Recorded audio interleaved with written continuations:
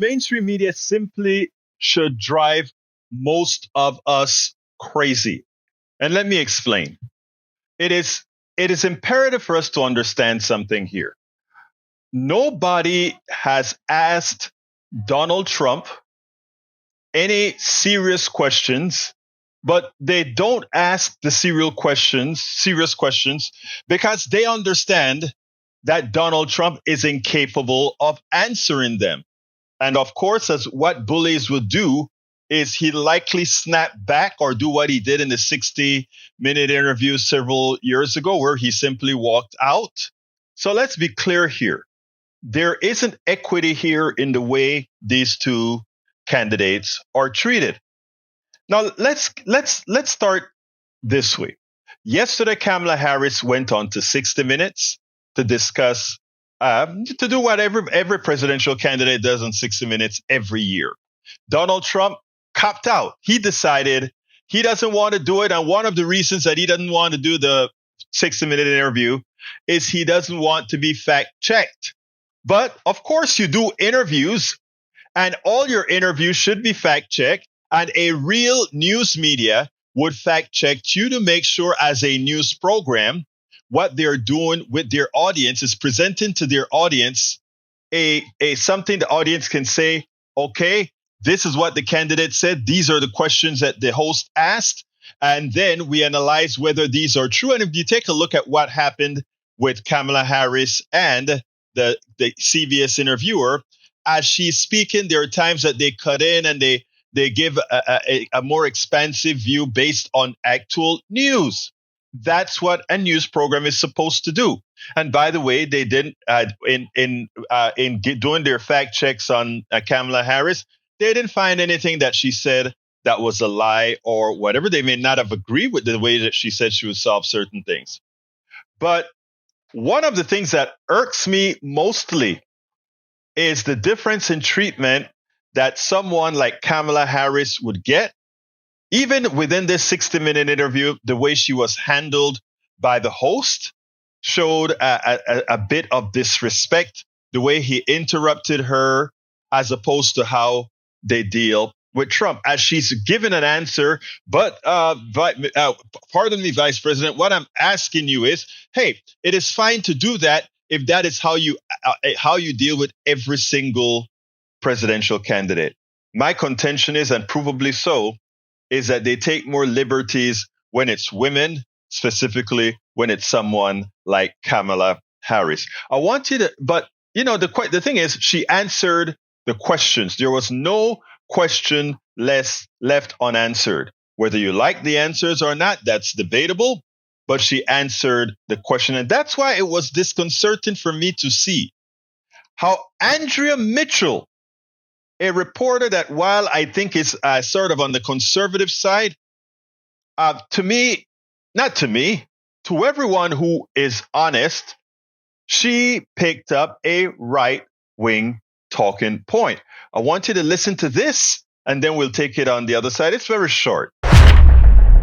Vice President Harris is amping up her media blitz again today, appearing on The View this morning.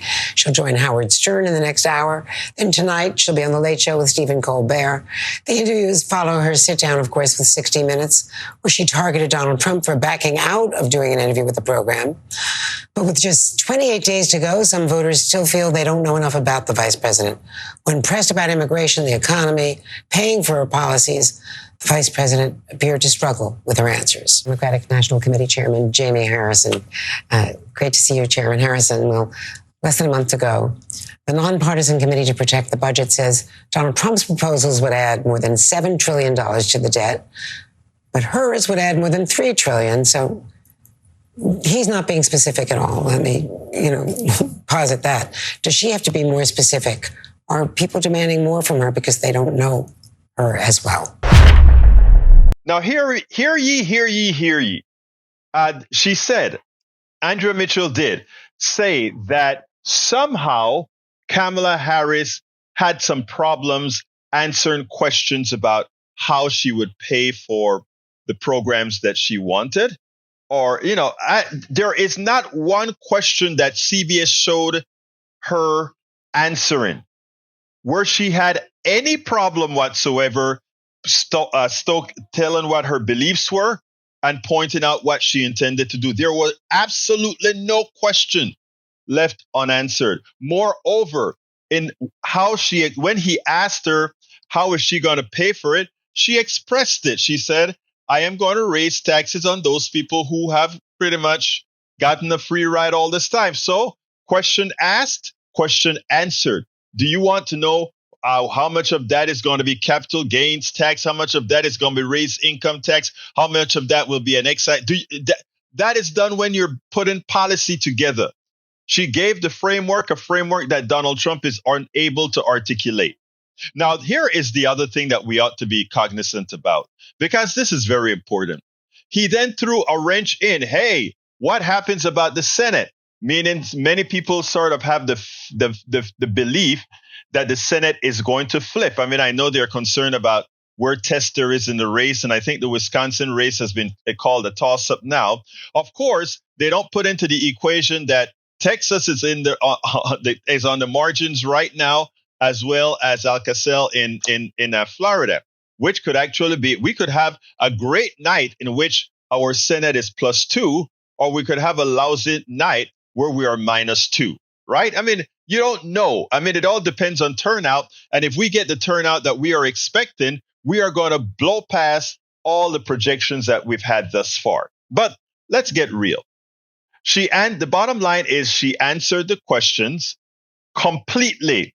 And when she was thrown a curve, she also answered it. They asked her about immigration. She pointed out a statement of fact. The fact is they got a bipartisan agreement that a conservative bipartisan agreement that Donald Trump commanded to his peons that they don't pass. But we can go a bit further. He asked her, wait a minute, but you were in office for 3 years already. Why didn't you do something in the beginning before you quadrupled the flow of undocumented workers here?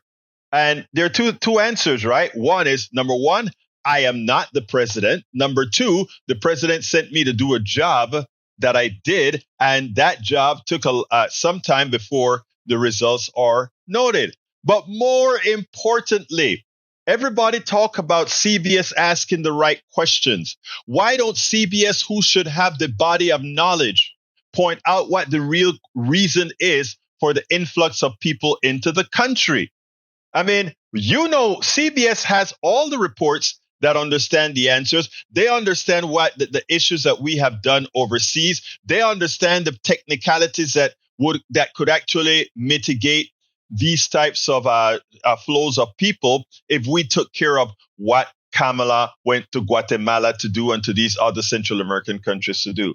So again, it is clear to me that many a times these confounded reporters, many a times these reporting agencies, they're simply in the bag for the plutocracy with a semblance, a facade of being objective. But the reality is we know what the answers are, and they do too. Now, if they would just report what things are, it would be fine. So as far as Andrea is concerned, Andrea was completely wrong for stating she had trouble answering a question. I wonder if it were a man, if she would have said the same. She had no trouble answering any of the questions. That the Vice President of the United States did very well. And that is an objective statement based on the video of the interview you can go watch at the CBS website. We spend a lot of time deconstructing the news, trying to parse it into a form that everybody can understand. We try to find those little nitpicks where it flies above the fray, etc. If you really like these videos that we do, I want to ask a big favor. Please go ahead. Number one, subscribe to our channel. And number two, please join if you can. Thank you so kindly for watching. Keep watching. Please remember to share. We must populate the entire internet with our progressive message, a message that we know is what most Americans say that they want. So help us, please join.